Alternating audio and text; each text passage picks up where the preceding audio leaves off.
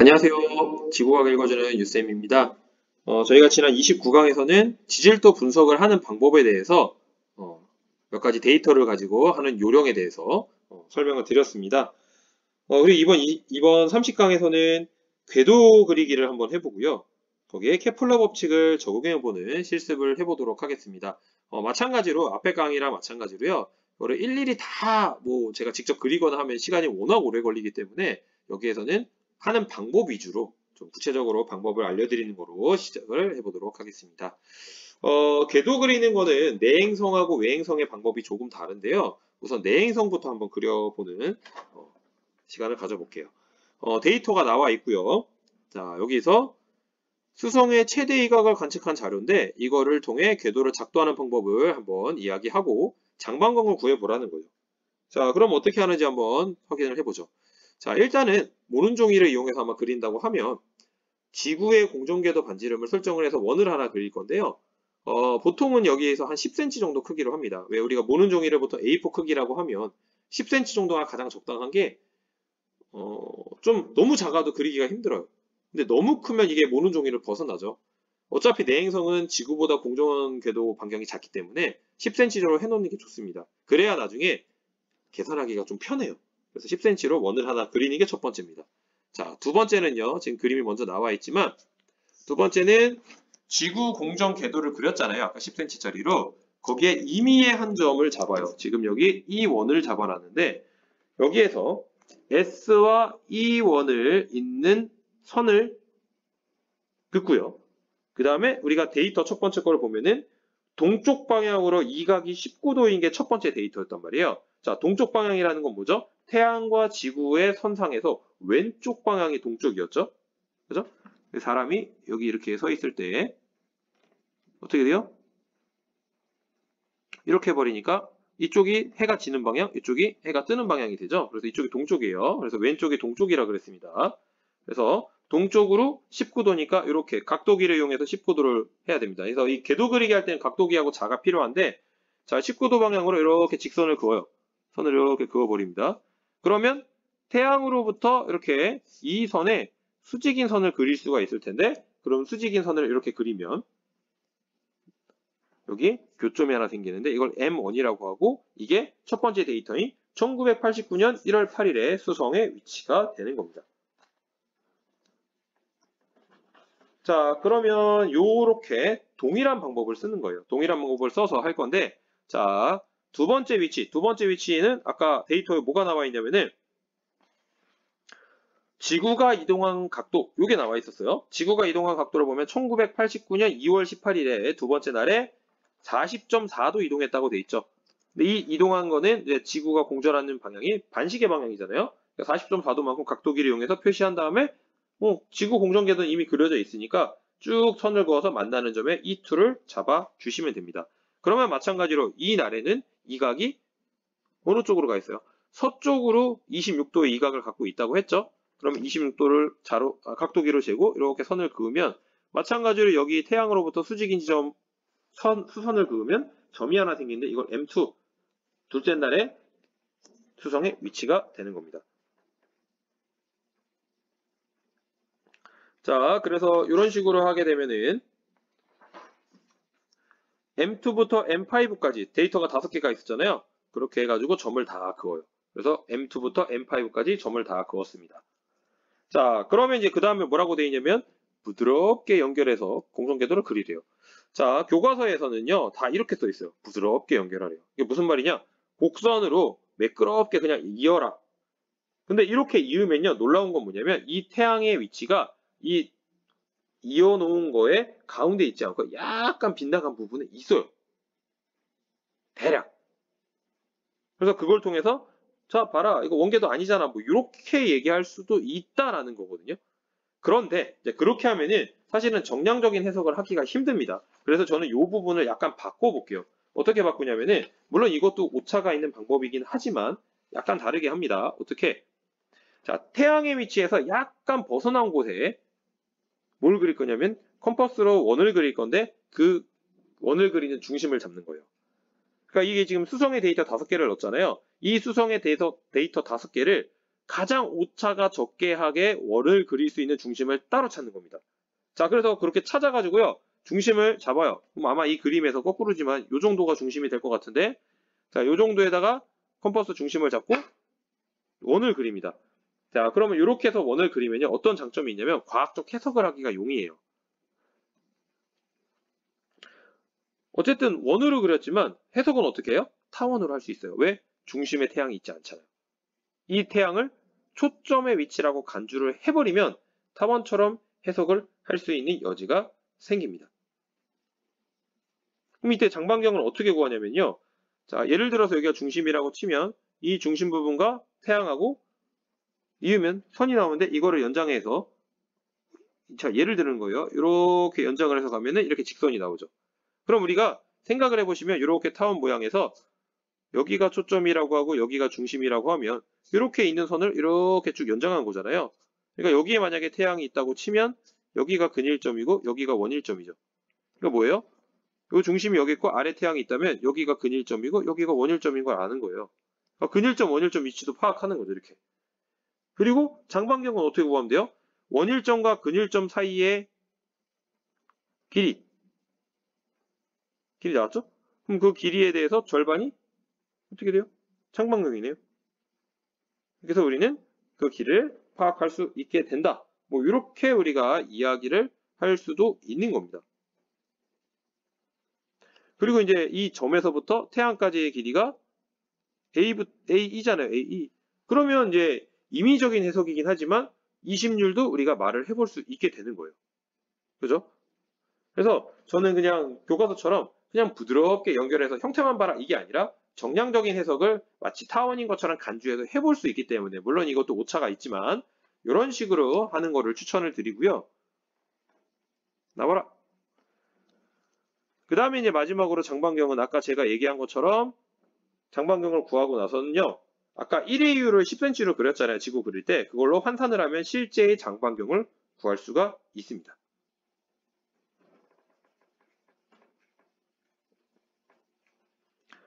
자, 그 다음에 이제 외행성을 그리는 방법으로 가볼게요. 외행성을 그리는 방법은 데이터가 이런 것들이 필요해요. 좀 많죠. 왜냐하면 지구, 태양, 춘분점 사이의 각도 필요하고요. 이제 화성을 갖고 그린다고 되어 있으니까 화성이 충의 위치랑 충의 위치가 아닌 데이터가 세트로 필요합니다. 다만 이 세트는 어떻게 구성이 되어야 돼요? 화성의 위치가 동일해야 돼요. 즉 화성이 충일 때 날짜가 있죠. 거기에서부터 화성의 공전 주기만큼의 떨어진 날짜의 데이터가 필요한 겁니다. 그래서 8개의 세트를 얻어서 표로 만들어 놔 있어요. 자, 어떻게 만드느냐? 일단 기본적인 개념은 뭐냐? 행성이 충에 있는 날을 관측하여 기록을 했어요. 그리고 공전주기만큼, 행성의 공전주기만큼 지난 시점에 행성의 이각을 잽니다. 그러면 이 두 데이터를 통해서 행성의 위치를 결정할 수 있고요. 그 행성의 위치를 여러 개를 표시를 하면 아까 앞에 있었던 방법과 동일하게 궤도를 그려서 공전궤도 반지름 구할 수 있다는 겁니다. 자, 그럼 구체적으로 가볼게요. 일단은 첫 번째는요. 얘는 5cm짜리 그립니다. 왜냐하면 외행성이 지구보다 궤도가 커야 되기 때문에 한 5cm 정도를 그려야지, 안 그려갖고 더 크게 그리면은 이게 모눈종이로 벗어나요. 외행성의 궤도가. 그리고 5cm 정도를 해야 계산하기가 편합니다. 그래서 똑같이 이렇게 그리고요. 두 번째는요. 자, 임의의 한 점에 태양과 있는 선을 그리고 이렇게 춘분점을 표시를 합니다. 춘분점. 여기 춘분점 표시했죠. 빨간색 동그라미 제가 했어요. 자, 그 다음에 이제 첫 번째 데이터가 뭐라고 되어 있냐면요.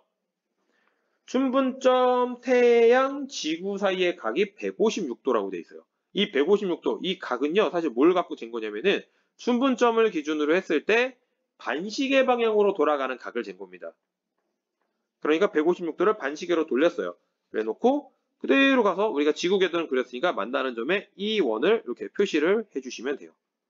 됐죠? 자, 그 다음에 이제 넘어갑니다. 자, 표시가 되어 있다면 이때는 충이잖아요. 충. 그러니까 이 원까지 표시를 하고 끝나는 게 아니라 이 직선을 연장해가지고 계속 가요. 어디까지 모르니까 쭉 그어놓습니다. 자, 그 다음에 이제 이 충과 세트로 되어 있는 데이터, 화성의 공전주기가 같은 데이터, 바로 밑에 줄을 보시면요. 이각이 나와 있죠. 그 이각이 나오기 전에 112도에 춘분점, 태양, 지구 사이의 각이 나와 있죠. 그러니까 마찬가지로 112도를 돌려서 여기 위치도로 가다 보면은 지구의 위치 나와 있으니까 이 원 다시로 해서 표시를 할 수 있어요. 자, 그 다음에 나와 있는 게 이각이 나와 있죠. 이각. 이각은 100도입니다. 100도. 자, 화성의 이각이 100도인데 얘는요. 동쪽인지 서쪽인지 안 나와 있어요. 근데 나올 필요가 없죠. 왜냐하면 이게 동쪽이든 서쪽이든 한쪽으로 해야지만 이게 교점이 생겨요. 근데 왜 교점을 그렇게 해서 만드느냐면은 앞에서 했던 3번에서의 데이터하고 여기 5번에서의 데이터 있죠? 이거는 행성의 공전 주기만큼의 날짜 간격이잖아요. 그러니까 첫 번째 데이터는 충이었고 두 번째 데이터는 그 충이로부터 행성의 공전 주기만큼 날짜가 지났을 때 데이터니까 결국 행성의 위치가 똑같아야 된단 말이에요. 그러니까 M1의 위치, 첫 번째 데이터를 통해서 M1의 위치 모르지만 어쨌든 이쪽 방향이잖아요. 그러니까 같은 방향으로 가서 모여야지 이 녀석이 같은 위치에 있는 것을 우리가 알 수 있는 거죠. 그래서 이각을 표시할 때 방향이 안 나와 있습니다. 그래도 우리는 알 수 있다. 반대편으로 가면 안 만나니까 이게 불가능한 겁니다. 그래서 이렇게 만나는 교점이 바로 외행성의 위치가 된다. M1을 구합니다. 자, 그 다음에 이제 두 번째로 넘어가면 똑같은 방법을 하라는 거예요. M2부터 쭉 연결해서 합니다. 같은 방법을 하면 되죠? 그래서 여기도 똑같아요. 원으로 연결해서 화성의 공전궤도를 그린다라고 해놨죠, 지금. 요거는 제가 여기서 미리 바꿨어요. 앞에서 이제 설명을 했으니까. 저 교과서에서는 대부분이 다 부드럽게 연결한다 돼 있어요. 아, 부드럽게 연결 그만하세요. 부드럽게 연결하는 건 아까도 얘기했지만 형태는 타원의 형태로 나올 거예요. 찌그러진 원이 나오니까. 그러니까 그걸 가지고 뭐 얘기는 할 수 있지만 정량적으로 얘기하기가 되게 어려워진다.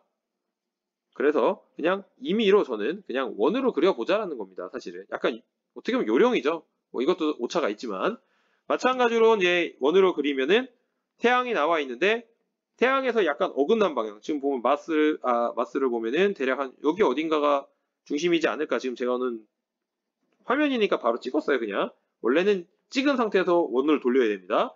자, 이렇게 해놓으면 어떻게 하면 된다 그랬어요? 자, 여기 선. 그래서 선상으로 연장선. 그러면 근일점, 원일점 알 수 있고요. 그걸 통해서 궤도 장반경 구할 수 있게 된다라고 할 수 있겠다고 제가 말씀을 드렸습니다.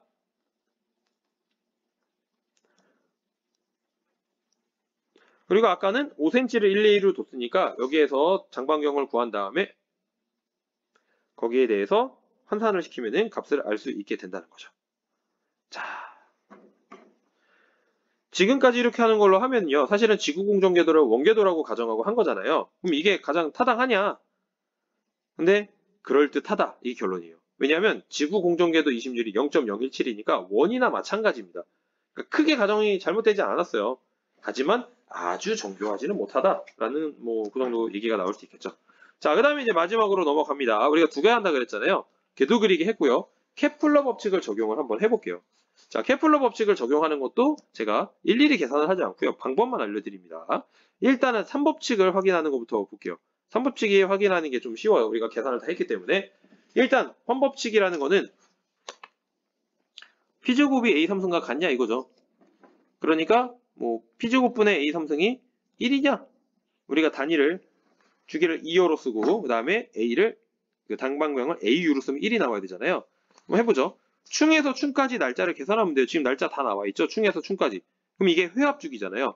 그러니까 각 구간마다 회합주기를 하면 되는데 이거는 실제 데이터다 보니까 아주 정밀하게 오차들이 다 반영이 돼 있어요. 그래서 이 회합주기 간격이 조금씩 다 다릅니다.